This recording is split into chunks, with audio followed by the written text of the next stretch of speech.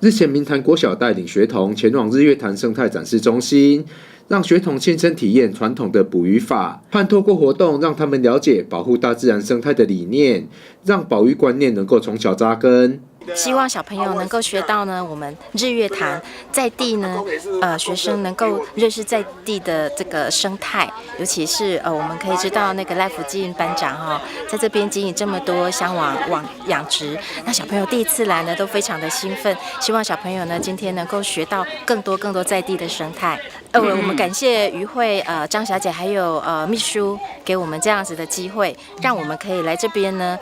做这个四手网的教学，还有生态的教学一并进行。日月潭渔会秘书谢明慧希望透过这次的活动，让学童看到大自然是如何被破坏，并教导学童如何保护环境及生态，让保护生态的理念能传承到下一代。所以就用结合乡网。当地的乡网跟当地的生态两个结合在一起，然后做我们整个日月潭水域的一个生态的一个展示中心，用这个生态来教育这一些的小朋友，说我们台湾的生态一定要保护，我们就要教育就要从根扎起。所以今天很荣幸的邀请我们的日月潭国民小学的师生，总共来这边来参访。那我们这一些的专业人员，还有这一些我们渔会的人，就来教育他们。县议员陈昭玉表示，日月潭渔会不只照顾当地渔民，也办理了许多教学活动。感谢渔会的用心，也期许学童们透过体验活动，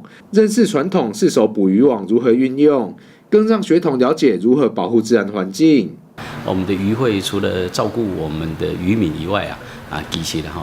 紧接也瓦当传统的所谓的四手网的一个捕鱼的这种形态的文化，也都要透过我们整个教学，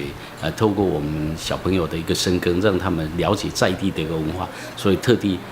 日月潭渔会现在跟我们的明潭国小来做一个合作，然后让小朋友亲自能够体验了四手网捕鱼的种种点点滴滴，整个它的一个经过。借由这次日月潭渔会与明潭国小所办理的体验四手捕鱼网活动，宣导如何保护大自然生态环境。县议员陈昭玉肯定活动办理的用心，并希望透过活动能将保护生态的理念传承至下一代。